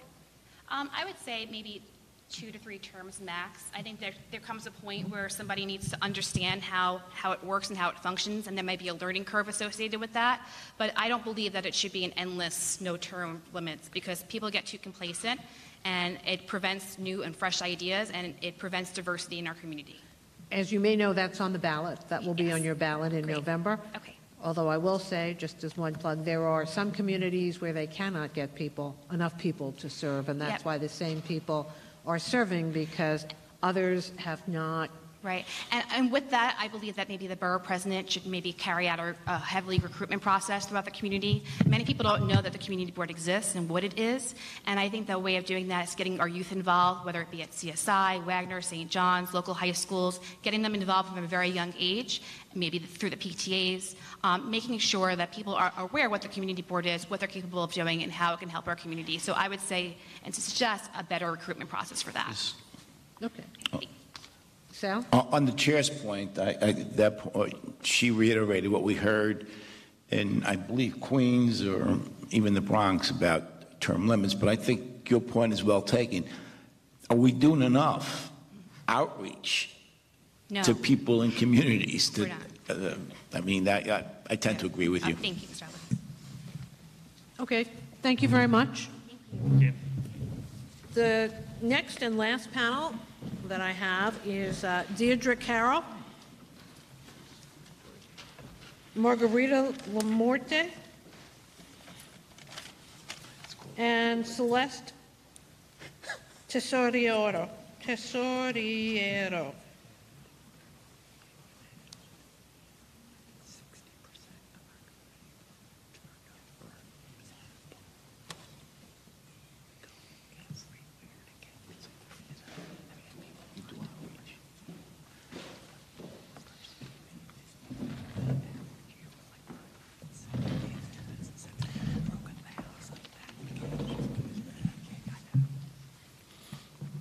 Ms. Carroll?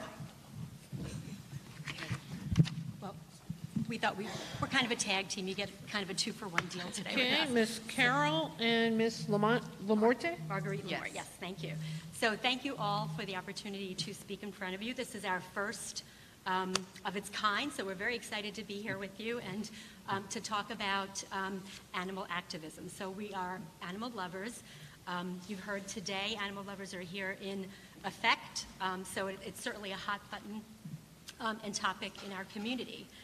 So I'm a business owner, also a concerned citizen, as Deirdre Carroll is. We've been friends for a long time. We've adopted pets together. Together, I think we've adopted maybe 20 pets together in our lifetimes. Yes. So clearly we love animals, and we're very concerned about what's happening with the ACC and the Department of Health. As the saying goes, the internet was created basically so we could watch cat and dog videos, right? That's what they say. And so while this is funny, there's actually a compelling reason why people want to watch these videos. Companion animals like cats and dogs make us feel better. There is a lot of evidence to suggest that animals lower blood pressure, they relieve anxiety and stress, they provide emotional support for children and adults. When you weigh the benefits of what companion animals do for us, it's clear that we have a duty and responsibility to protect and care for them. And right now, New York is failing them. Or rather, the organization that New York hired, the ACC, is failing them. So let's take a look at some numbers, if you will. According to the ACC's 2017, a similar report, which basically reports on the agency activity, the ACC took in about 23,500 animals in 2017. Of these, they transferred out 11,700 to community shelters. So why did they do that? Because community shelters know that if they don't step up, these animals will absolutely be killed and destroyed. So now community shelters find themselves in a position of rescuing animals not from the streets as they should, but from New York's own approved agency.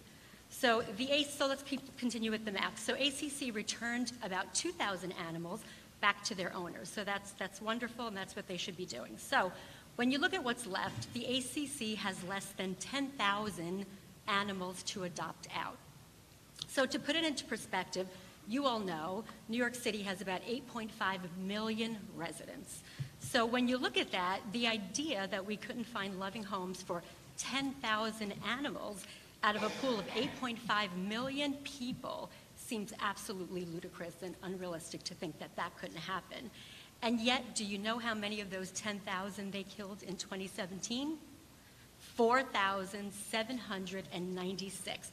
Roughly half of the animals that were under their care, that were adoptable, healthy animals that could have gotten loving homes, got killed. 50% of the animals that come into the ACC facilities that aren't transferred or giving back to their owners are killed.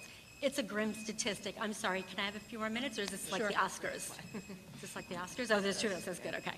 So Deirdre was actually a volunteer at the ACC, so I'm going to turn it over to her to kind of discuss the process. Right, so thank you. I am a lifetime animal owner, and I've adopted pets from the ACC, and I've also been a volunteer at the ACC. And it was a few years ago, but often, and I've also been back many times to potentially adopt several times. So I've been there when I was volunteering there. There were many times that the cages were in Staten Island were empty. Now, they can't all be filled all the time because they have to take every pet that comes in. But in the adoptable area, okay, there were often cages empty. When Manhattan and Brooklyn were overcrowded. So instead of transporting pets to Staten Island so they could be up for adoption, those pets that were in Manhattan and Brooklyn were euthanized. In addition to that, when pets would get sick, as was testified earlier, they get very sick. And a simple case of kennel cough, which is treatable, okay, can be resolved, but instead I've witnessed perfectly healthy dogs but from being at the ACC, got kennel cough and then were put down. And they were, young, adoptable dogs, okay? So this is, a problem that's not new. The audit in 2015, the one before that was done by New York City, was even worse. Okay, they didn't meet if a pet comes in, it's supposed to be 48 hours. If a stray comes in before they euthanize them, they weren't following those rules. Okay, so they don't follow their own rules.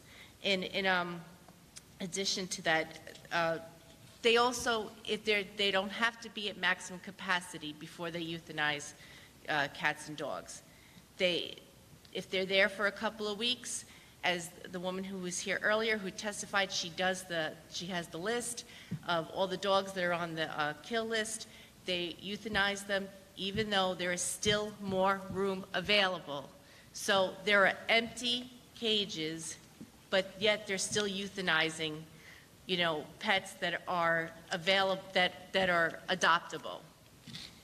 So, thank you.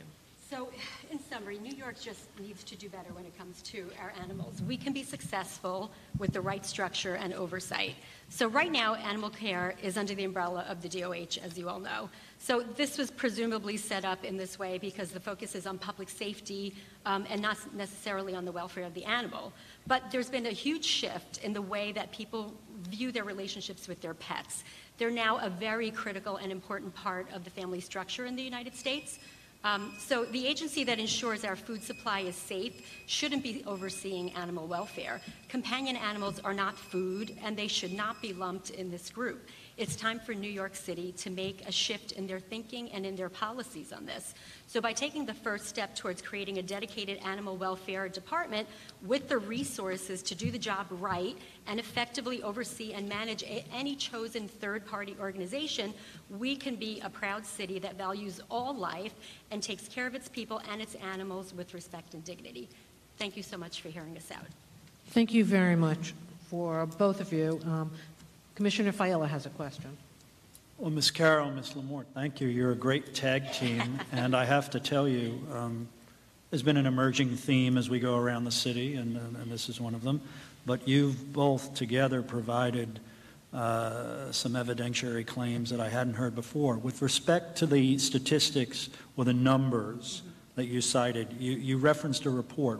Yes. Who issued that report? So the ACC issues an annual report. It's called their A Similar So Report. It's animal care and control. Correct. These are their numbers. Right on And the are those numbers, from your experience, are they fairly consistent from year to year, so that if you wanted to say over a 5-year period, roughly 50% of those animals that wind up in the facility wind up being they're doing better, and I think they're doing better because there is so much effort and focus, as the women that you heard before.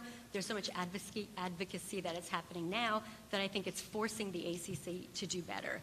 The ACC is now putting out the kill list at 6 o'clock every night so that shelters can look at it, and before it used to be that by 6 or 9 a.m. they would put the animal to death. Now they're waiting till noon, so it allows those groups to come in at least and scramble and get those animals out of the ACC and allows them some time. So they have put some of those measures into place, but when you look at those numbers, they will have you believe that their euthanasia rate is based on the 23,500 animals, but that's just not reality. The reality is they transfer out, they give back, and what's left is what's euthanized. Well, you've been very effective at illuminating that for me. A final question. Not everything, as a matter of fact, most things that, in my view, and I only speak for myself, most things that come before a body like this aren't charter-related or ripe at that particular moment or appropriate for a charter. A charter is essentially a constitution for the city, right? I'm just curious, are there any legislative fixes that have been or are being looked at now where this could be, the results could be achieved through legislative avenues as opposed to, in effect, a constitutional or a charter avenue? Anything on the legislative front? I don't have the answer to that question. Okay. No, that's right. I didn't mean to put you on the spot, but thank you. It was very, very illuminating for me. Thank you. Thanks for hearing us. Ms. Tesoriero? I just have a quick question. Oh, I'm sorry. Sal? I assume you both endorse a no-kill policy? Yes. Absolutely. But when you look at the no-kill policy, I am not a diehard advocate of no euthanasia. I think that when it is appropriate, an animal is sick, we certainly need to put them out of their suffering. We do that with human beings. Common sense. Yeah, it just has to be a common sense approach. But it can't be 50% of 5,000 adoptable animals get killed when that could be changed with, 8.5 million citizens in the city of New York. Thank you. One last question for both of you. Certainly. The ACC is at the end of the process. Do you think it should be more difficult for people to be able to adopt an animal to start with? Because some of these animals, and we've seen them, are animals that people have purchased or adopted and let go. Mm-hmm. Should we have more stringent standards up front so that people understand that an animal is not a toy, that... in Chicago, they have a shelter that when people adopt, they have to either they get a credit back when they take their dog to dog training. So there are ways that you can you can put in place that people have to learn and acknowledge to be more responsible. So that is, some of the ways. And like, for example, the dog has to be spayed or neutered, so that's something else. But you can absolutely have orientation classes or, home visits, such as the rescue agencies do. So I work with SICAW, Staten Island Council for Animal Welfare, and they are very rigorous about doing home visits, and I think that is definitely one of the keys. I think that with the ACC, they are so concerned about getting their numbers up for adoption that they will basically just adopt to anyone that walks through the door, and that's not the answer either. And I think the problem with that is because fundamentally they are being managed and overseen by the Department of Health, unfortunately, those goals just don't align, with what those two agencies should be doing. So I think with the right oversight and management, those goals and those processes just become much better. Just one more question. If we endorse spinning animal welfare out of the Department of Health and creating a separate agency, would mandatory spading and neutering also be part of that? Could be part of that? Should it be part of that? It should be, and all rescue agencies and the ACC itself currently do require mandatory spading and neutering. Citywide? Yes. The statistic, just so you know, in case you want to know, is that one pregnant female and her litter in the course of 7 years can produce 370,000 cats. Wow. In 7 years. So if we take the approach of spaying and neutering ahead of time, even releasing, so the big hot sort of topic now is trap, neuter, release. A lot of people don't agree with that because they feel like if a cat is friendly, it should be, adopted. I feel a little differently. I feel like some animals just should be put back to where they were. They are community cats. But spaying and neutering, certainly over the course of 7 years, helped save 370,000 lives just from one, initial cat. There'd be less stray animals out there as well. Yes. Any other questions? Thank you, Ms. Tessier. Thank you very much. Thank you. I have never seen these women before in my life, but I am here for the same exact reason. I'm asking you to take animal welfare out of the Department of Health. If there was an easier way to do this, if we could just talk to the Department of Health or the committee in front of it, we would have done that. This won't even get on the ballot until 2019. We wouldn't be here unless we were out of all other options. So I have never been to a New York City hearing before, but I am here today because what is happening in these shelters, it is unconscionable, and I have to live with myself. One of the most common reasons animals are surrendered into ACC is because of housing issues. And so with human foster care, the federal government has recently changed its policies to prioritize intervention, which is keeping children in their home. And so the most common reason cited for surrendering an animal to ACC is that the landlords are not allowing them. As it is, this is one of my specialties. I'm an attorney and I volunteer for a tenant union. I used to work at a nonprofit, but now I do private practice. And so a lot of the cases I see are keeping renters in their housing with their pets. And I pray for cases like these because they are some of the easiest. And so to see something so easily addressable be the #1 reason that they're getting these animals, and they haven't done anything about it. They know that's why the animals are coming. They don't have an attorney on staff. They're not letting us volunteer. They don't want to stop these animals from coming in.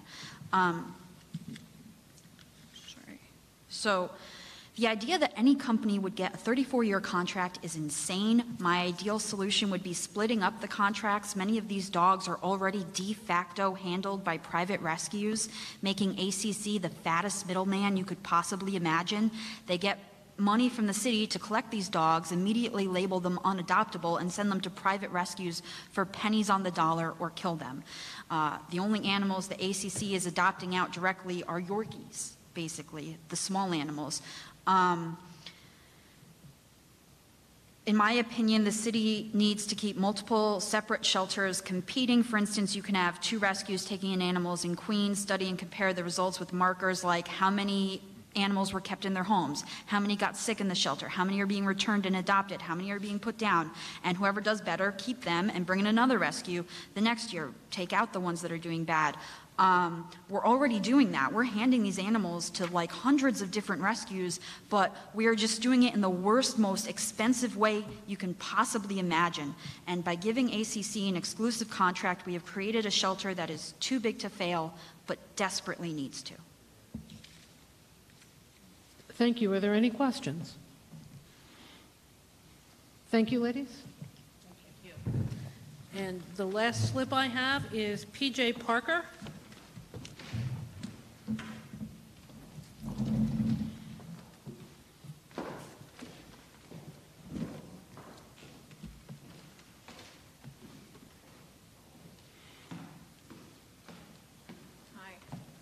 Hello. I should have been up here at this table with these 3 women because I'm here for the same reason.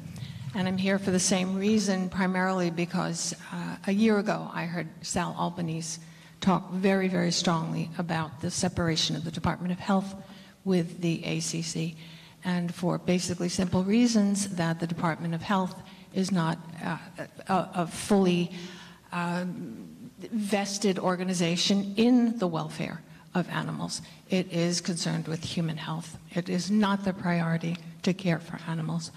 The creation of a new agency run by people who are of, by, for, experienced, and have background perhaps in medical and the plethora of modalities that are used for animal welfare needs to be under one umbrella, needs to be under one roof. I co-publish a news site and a monthly newspaper in Franklin Township, New Jersey. I am a native New Yorker, so my heart is always going to be in New York. And as such, in Somerset County, we have a shelter. We have a local shelter, the Franklin Township Animal Shelter, which is 99.9% no-kill. There's a law in place that if a serious or fatal injury is incurred by an animal, then a kill policy does exist. But other than that, this is a shelter, and they are run by the Second Chance for Animals organization that on 4th of July, where the animal shelter is contained within the municipal structure, and there are fireworks, every volunteer in this shelter takes an animal home. So these animals don't have to hear the fireworks and be upset. This is a shelter that has spent several $1,000s in putting television monitors in for the pussycats to see kitty videos so that they are relaxed and happy animals. They have televisions for the dogs who are able to view other dogs playing and having a good time. They're walked 3 and 4 times a day. They're constantly outreaching to the community for charitable organizations to donate supplies. The animal control officer runs the shelter. She will stop day or night and pick up an injured squirrel and nurse that squirrel back to health. This is an example of a shelter who truly defines the name of shelter. And Austin, Texas is another huge model that I think New York City, as the greatest city in the world, if we don't have the resources here in New York to emulate something like that for the welfare of innocents who are in our control, in our care, in our hearts, and that our mercy, then we should be royally ashamed of ourselves. And that I have the animal shelter in my backyard, who I support, who I sponsor, who I help to fundraise with. If one can do it, there's no excuse for others to not be able to follow those kinds of models. So I implore all of you to think of an innocent little dog who's standing before you right now and looking at every one of you in the face. And you look at that dog, and that dog is not going to know that it was you who made a difference in that life. But every one of you will. Thank you for listening. Thank you. Are there any questions?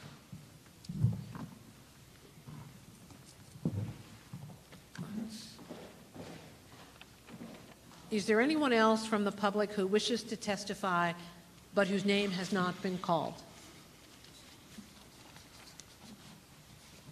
Hearing none, I would like to thank everyone for attending and sharing your thoughts and ideas, and encourage you to continue to do so throughout this process, particularly the people, Deborah Rose among them, who said that they would forward things to us later on, and Housing Dignity with further ideas and further working out of ideas that they presented today. Remember to visit our website, charter2019.nyc. Follow us on Twitter and Facebook at Charter2019 Our next hearing will be on Thursday, September 27th at 6:00 p.m. at City Hall in Manhattan. Commissioners, while you are more than welcome to take your written materials with you, please remember to leave your folders and name cards behind so that we may use them again for the next hearing. I will now entertain a motion the meeting be adjourned. So moved. Second? Second. Discussion?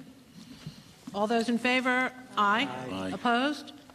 The motion carries. The meeting is adjourned. Thank you all so very much.